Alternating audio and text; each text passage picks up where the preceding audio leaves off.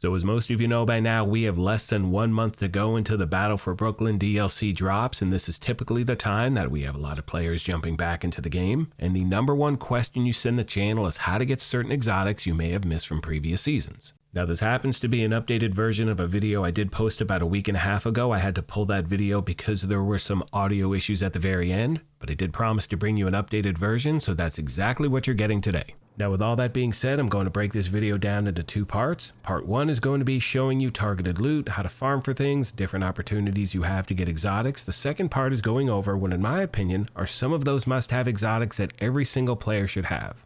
Now, as always, we're going to jump right into the details. And the first thing we're going to talk about is the targeted loot system. Now, at the very bottom of the page, you can see as long as you're at level 40, you're going to see a prompt that says show targeted loot. Now, when you press that button, you will then see small icons and large ones all across the map. Now, these change on a daily basis, and the small icons are going to indicate the loot that is behind a mission, and the large ones indicate the loot that's in the open world. Now, for those of you that may not know, I want to give you a quick breakdown of what this actually means. So let's say you are trying to get a certain handgun in the game. That means on this day you want to hit up American History Museum because there's a better chance of handguns dropping. And as you can see on screen, gloves are the targeted loot in this section of the map, which simply means if you hit up a control point, territory control, anything in the open world, you have a better chance of gloves dropping, even exotic ones. Now that is going to take us to what is the best way to farm for exotics in the game without a doubt, and that is by playing Countdown. Now the reason I say that is very simple. First of all, you have the option of choosing your targeted loot, which means whatever you're trying to farm for. You can choose that category, which means if you're trying to get an exotic AR, you want to select that. You're going for a backpack, mask, whatever it is, you have the option of choosing it, and that holds true for the summit as well. So for solo players, that is another great option. Now another benefit of playing Countdown is even if an exotic doesn't drop at the very end when you clear it, you're going to get Countdown resources. With those, you go to the Countdown vendor and you can buy exotic caches, and I will show you an example of that at the end of the video. Now you also have the ability to earn exotic caches by completing weekly projects. Make sure you do those every single week, my fellow agents, and if you happen to have multiple characters, you can do this on all of them so you can stack those really quickly. Now the other option that you have, and this is something that was introduced last season in Title Update 22, is by completing priority objectives, and the best part is that you can do this on any difficulty that you want. Some of these activities take seconds to complete. You're going to get that guaranteed exotic, and if you have no idea how this system works, I will leave a link to a video I posted a little while back going over all of the details. Strongly recommend you check it out, as this is incredibly efficient. Now another great opportunity you have on a weekly basis to get those exotic caches is by talking to the textile vendor Danny Weaver. And to find his location, the first thing you need to do is talk to the snitch. Once you've done that, you will see Danny Weaver's location pop up on the map. Now there happen to be 2 important details. First of all, to find the snitch, there are multiple locations. The one I'm showing you is just south of the 1040 safe house, and the second and more important thing is that you need to have textiles to buy those exotic caches. That is the currency you need to make the purchase, and in order to get textiles, you need to open regular apparel caches. Now what happens is this: if you happen to already have an item that pops out of that apparel cache, you will be given those textiles instead, and these things can stack up really quick, so make sure you see that vendor on a weekly basis. Otherwise, they're just sitting there. This was introduced a while back, my fellow agents, but I think a lot of people forget about the vendor, so please do not be one of those people.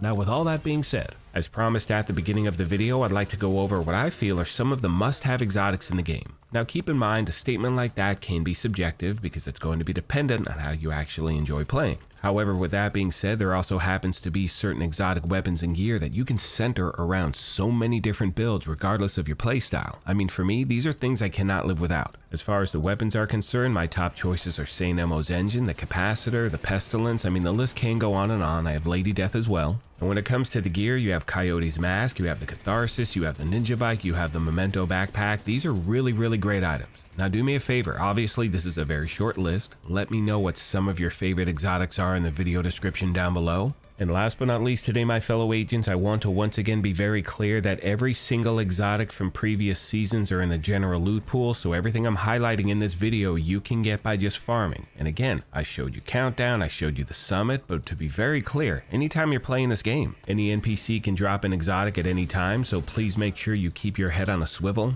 And for those of you out there who are looking for those exclusive exotics, such as the Ouroboros, the Eagle Bearer, things like that, I will leave a link to a video I posted a little while ago going over those details. Please let me know of any other questions you have I did not address. Thank you once again for the privilege of your time, and as I mention at the end of every one of these, take care of yourselves, be kind to each other, and we'll talk to you soon.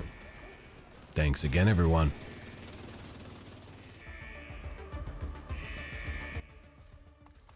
So some of you out there may be watching this video and you're thinking, I thought I saw a video like this a few weeks back, and unfortunately there was an issue with the video when I posted it. I'm reposting it right now, and as I've mentioned in recent videos, the goal right now is to focus on certain things before the DLC drops. We have that new climax mission coming in, less than a week from now? These are things you want to focus on, my friends. Now, the other day I did post a video talking about focusing on your recalibration library, making sure everything is fully maxed out. If you missed that, I will leave a link to it in the video description down below. I have some other videos that are going to be coming up in the next week, 2, 3, whatever it is. There's a lot of stuff to go over before the DLC drops, and that's pretty much it for this video. Do me a favor, let me know in the comments section any other videos you'd like to see between now and the DLC. I'm doing my best to work on them as quickly as possible. That's it for my part. Thank you once again for everything, and I will see you in the next one.